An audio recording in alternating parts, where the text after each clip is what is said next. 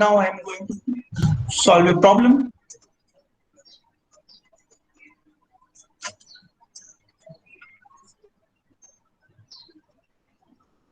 Show that the integral 0 to infinity x to the power m minus 1 e to the power minus x dx is convergent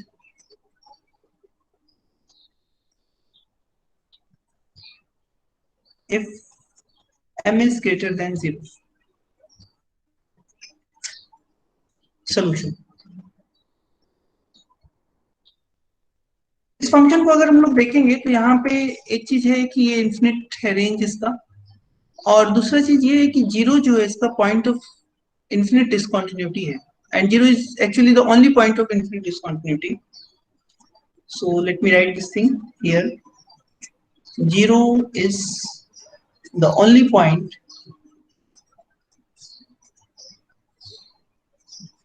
of infinite discontinuity.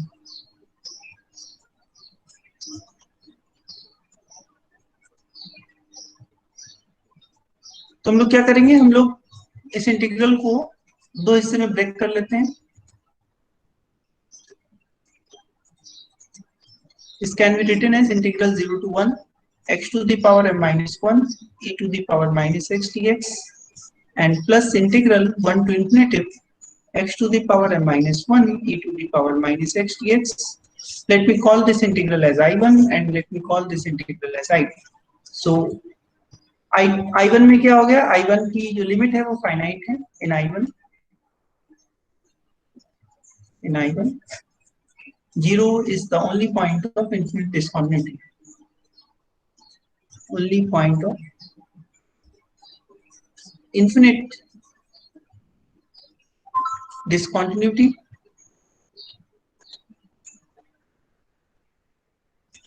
ठीक है, आपको पता है इसको कैसे handle करना है. सो fx हमारा I1 के लिए क्या हो गया, x to the power m minus 1 e to the power minus x, और हमको कुछ gx चूज करना है so that limit x is going towards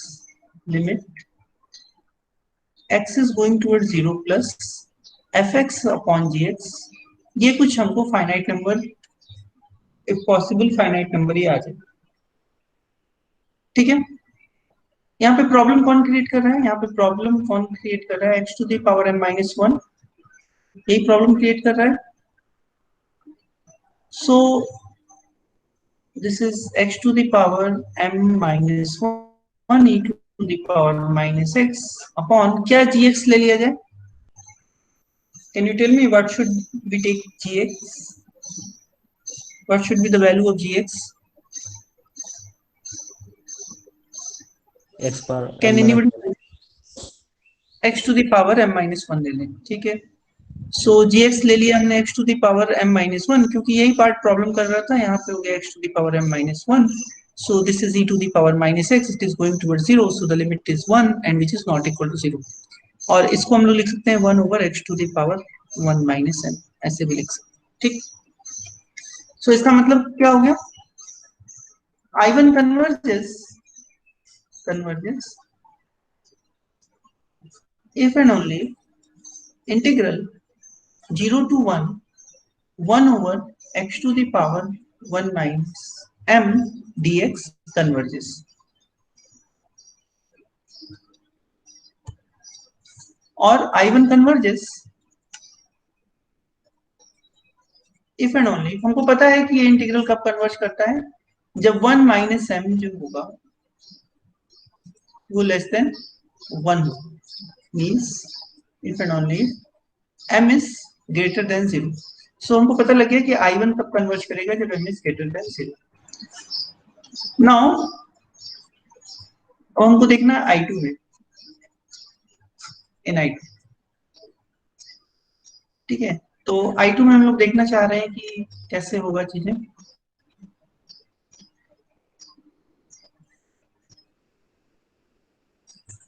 I2 एक बार फिर से लिख लेते हैं. I2 इंटीग्रल क्या था, I2 के लिए जो रेंज थी हमारी वो 1 से लेकर इंफिनिटी थी. I2 था क्या, I2 was integral 1 to infinity e to the power minus x upon x to the power 1 minus m dx।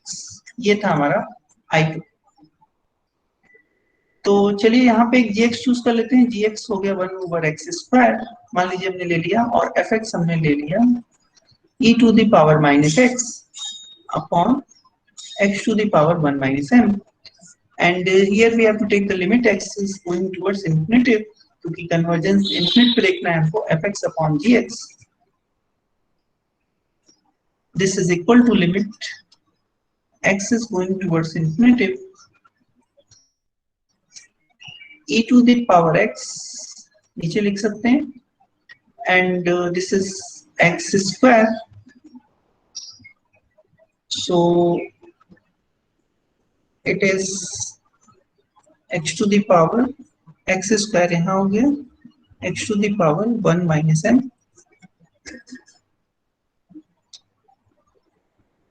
तो ये लिमिट कितनी आएगी?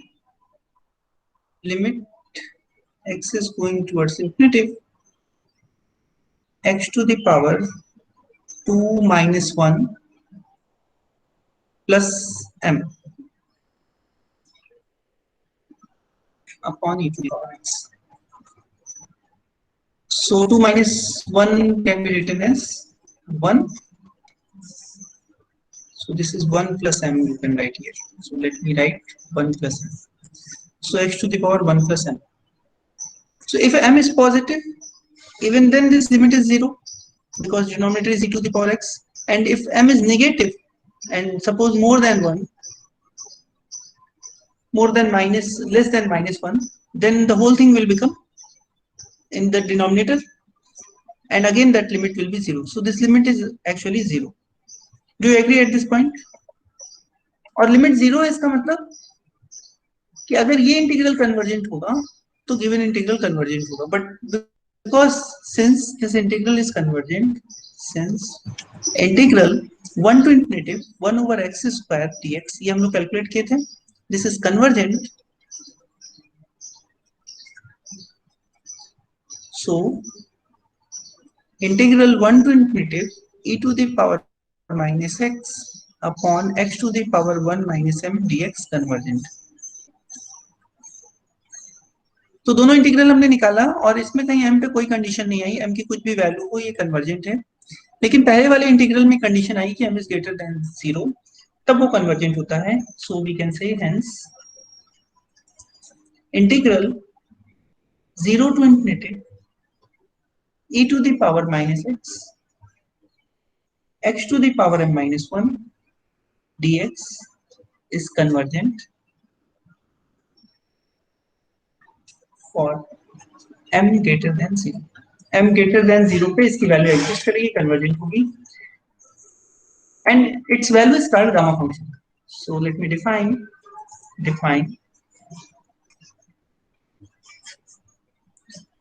gamma function।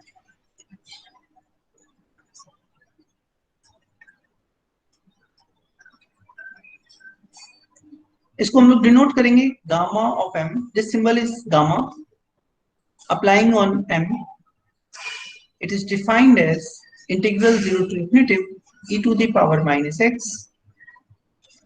to the power m minus 1, x to the power m minus 1 dx। This is the gamma function। और इसके लिए range क्या होगी m की? सब वैल्यू पे तो नहीं होगा, m इज ग्रेटर देन 0 पे ये डिफाइन होगा, m इज ग्रेटर देन 0 और m कोई भी रियल नंबर है, m 0 से बड़ा कोई भी रियल नंबर है, ठीक है। So this is defined like this.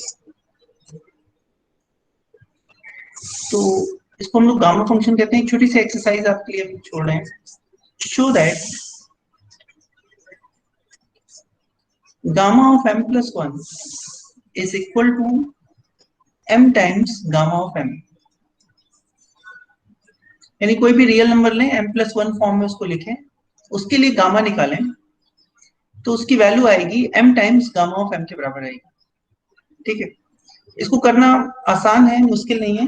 आप लोग क्या कीजिए कि इसको गामा m प्लस 1 की वैल्यू लिखिए और इसको इंटीग्रल बाय पार्ट्स में तोड़ लीजिए, इसको फर्स्ट फंक्शन मान लीजिए, इसको सेकंड फंक्शन मान लीजिए, और फिर इंटीग्रल कैलकुलेट करिए, देखिए आ जाएगा m times gamma of m आ जाएगा अपने आप। ठीक है, so it is not hard, please try to do it. लेकिन सपोज करो इस एक्सरसाइज से क्या फायदा होगा, सपोज n जो है एक नेचुरल नंबर, ठीक है, तो अगर हम लोग गामा ऑफ n निकालेंगे तो क्या आएगा, n-1 गामा ऑफ n-1 आएगा। फिर हम लोग गामा ऑफ n-1 निकालेंगे तो कितना आएगा, n-2 into gamma of n-2 आएगा। फिर हम लोग गामा ऑफ n-2 निकालेंगे तो क्या आएगा,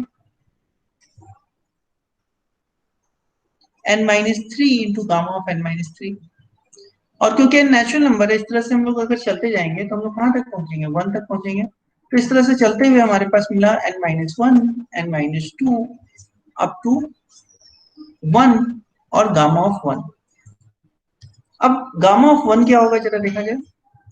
सो गामा ऑफ m कितना होता है, gamma of m is equal to integral 0 to infinity 0 to infinity e to the power minus x to the power m minus 1 होता है। So if I ask you what is gamma of 1, so integral 0 to infinitive e to the power minus x to the power 0 dx. So it is integral 0 to infinitive e to the power minus x dx. And what is its value? E to the power minus x with minus sign 0 to infinitive. So it is 1. So gamma of 1 is 1.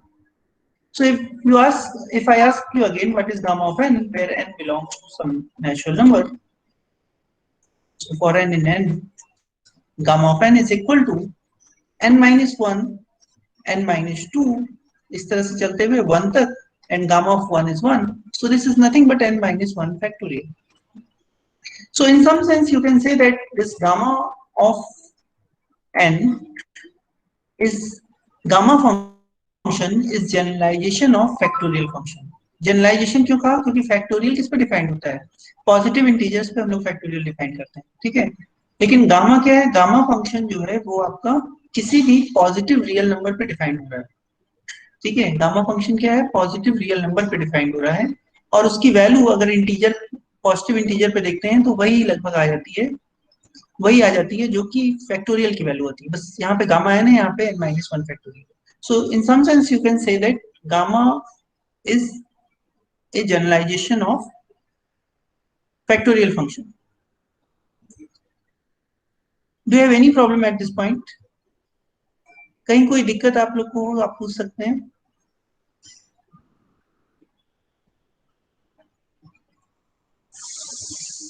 चलिए कोई बात नहीं, अब एक exercise की तरह हम आपको छोड़ रहे हैं। Find value of gamma half.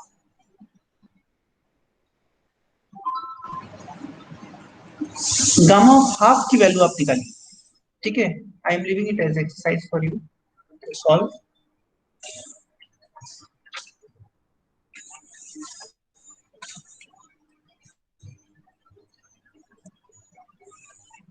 चलिए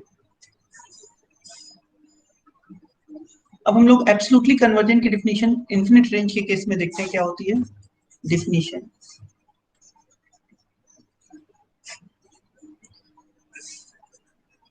the improper integral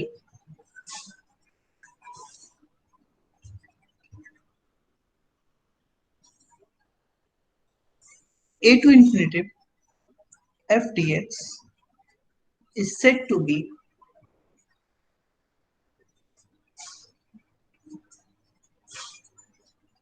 absolutely convergent if integral a to infinitive mod f dx is convergent. this integral is convergent. And as we have done for finite range, there is a theorem. I am not going to prove it. Integral a to infinitive mod f dx exists implies integral a to infinitive mod, not mod f, just f dx exists. यानी अगर absolutely convergent है तो convergent होगा. If some integral is absolutely convergent, then that will be convergent. Let me come to an example. Show that integral 1 to infinitive sin x upon x to the power p dx converges absolutely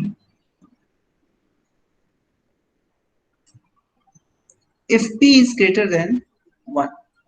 अगर p greater than 1 है तो ये converge करेगा absolutely. ये हमको दिखाना है. जैसे fx क्या है? fx है हमारा sin x upon x to the power p. So mod of fx की हम लोग बात कर सकते हैं. mod of fx which is mod of sin x upon x to the power p, and this is less than equal to 1 over x to the power p. ठीक है. तो अब यहाँ पे हम लोग क्या कर सकते हैं? यहाँ पे हम लोग कंपैरिजन टेस्ट लगा सकते हैं. Bye comparison test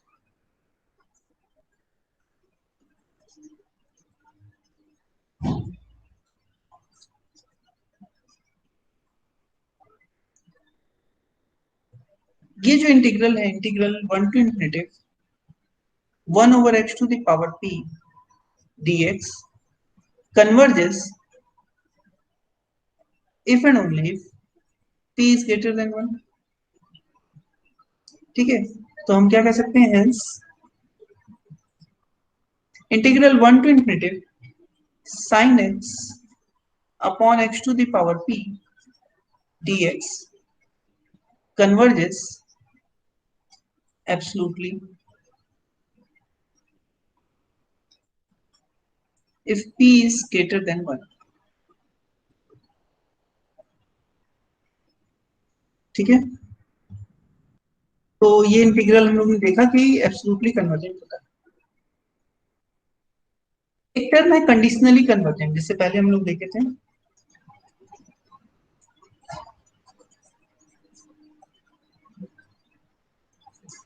conditionally convergent ये क्या होता है?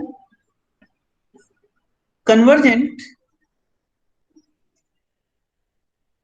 But not absolutely convergent. पूरा लिखेंगे तो क्या होगा?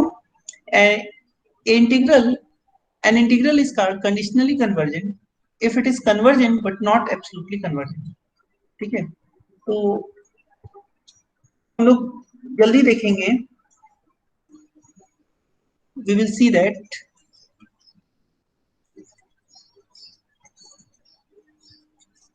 integral 1 to infinitive sin x over x to the power p dx converges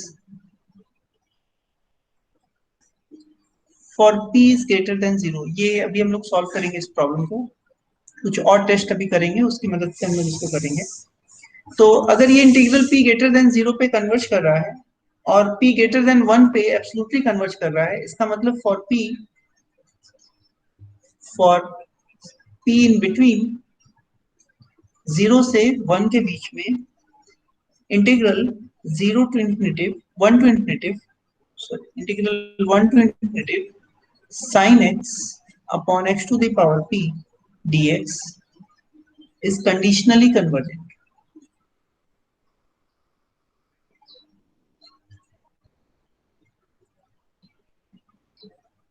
This integral is conditionally convergent.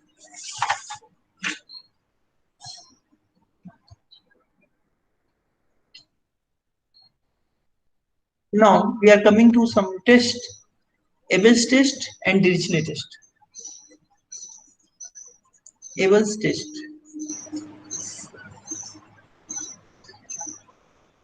If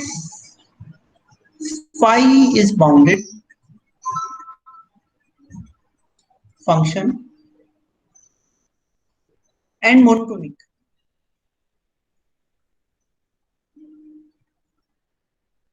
either increasing or decreasing, whatever, in interval a to infinitive and integral a to infinitive f of dx is convergent at infinity, then integral a to infinitive f into phi dx is convergent at infinity. ठीक है, अगर दो function है f into g type का integral है और एक function क्या है, बाउंडेड है, phi is bounded and monotonic, और दूसरा फंक्शन कन्वर्जेंट है, मतलब दूसरे फंक्शन का इंटीग्रल कन्वर्जेंट है, तो दोनों के प्रोडक्ट का इंटीग्रल भी कन्वर्जेंट होगा एट इंफिनिटी। ये कह रहा है एबेस टेस्ट, और इसी से मिलता जुलता एक टेस्ट है Dirichlet test.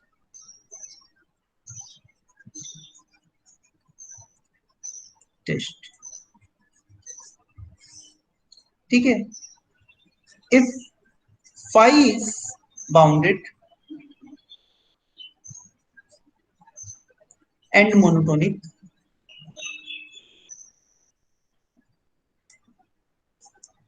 in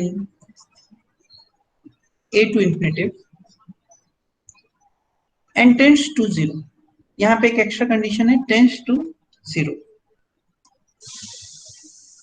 tends to 0 as x is going towards infinity, and integral a to x f dx is bounded।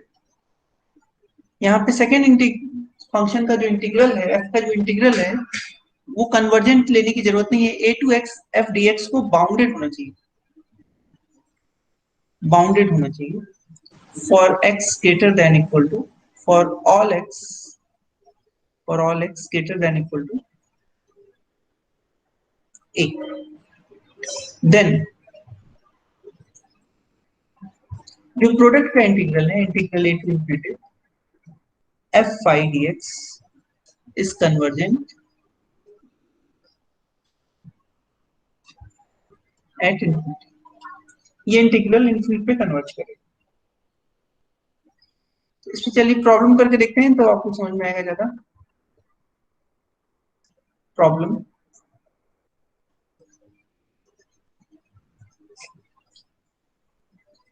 I is equal to integral 1 to infinitive sin x over x to the power p। देखिए दो test है हमारे पास, एक test के लिए क्या लेना है, जैसे डिरिचलेट टेस्ट ही मान लीजिए, डिरिचलेट टेस्ट के लिए फंक्शन को बाउंडेड होना चाहिए और मोनोटोनिक होना चाहिए और टेंड्स टू 0 होना चाहिए एक फंक्शन को, और दूसरे फंक्शन का इंटीग्रल फाइनाइट रेंज के ऊपर बाउंडेड आना चाहिए। अगर ऐसा हो जाएगा तो ये infinite integral a to infinity f phi dx convergent आएगा। ठीक है, तो ये एग्जिस्ट करेगी। तो चलिए मान लीजिए इसी के लिए हम लोग देखते हैं, एफ एक्स एक फंक्शन हमने ले लिया। अब ये प्रैक्टिस पे आपके डिपेंड करेगा कि कहाँ पे कौन सा टेस्ट हम लगा सकते हैं। और फाई एक्स हमने एक फंक्शन ले लिया 1 over x to the power p. ठीक है, फाई एक्स को अगर हम लोग देखेंगे तो फाई एक्स बाउंडेड है because it is 1 over x to the power p, और एक्स जो है 1 से इनफिनिट जा रहा है, तो बाउंडेड है। और क्या है, मोनोटोनिक डिक्रीजिंग भी है and is going towards 0 as x is going towards infinity, तो फाई एक्स ये सारी कंडीशन सेटिस्फाई कर रहा है। अब हमको एफ एक्स के लिए देखना पड़ेगा। एफ एक्स के लिए क्या करें, हमको एफ एक्स के लिए देखना है इंटीग्रल, अगर हम 1 टू एक्स करें तो एक्स कोई फाइनाइट नंबर हो, साइन एक्स डीएक्स की बात करें तो क्या ये इंटीग्रल बाउंडेड है, तो इसका इंटीग्रल क्या आएगा देखिए, इसका इंटीग्रल अगर हम निकालेंगे तो cos x आ जाएगा, mod and x is varying from 1 to x, यही आएगा, जिसकी वैल्यू आएगी cos x minus cos 1 which is less than equal to mod cos x plus mod cos 1। लेकिन ये जो भी नंबर्स हैं, दोनों नंबर 1 से छोटे होंगे, so we can write it here less than equal to 1 plus 1 is equal to 2, so it means for any x it is bounded, so by Dirichlet test, by sir P positive है या कुछ भी ले सकते हैं? oh p positive है, yes yes, p is positive, p positive, ठीक, p को पॉजिटिव लेके ही चले हम लोग। So by Dirichlet test p positive नहीं होगा तो फिर ये मोनोटोनिक कहना गलत हो जाएगा, मोनोटोनिक नहीं हो पाएगा, गोइंग टुवर्ड्स इट।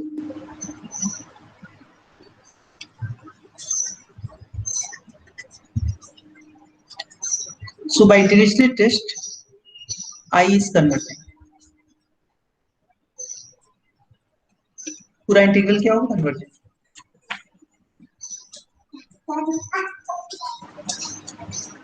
अच्छा ठीक है,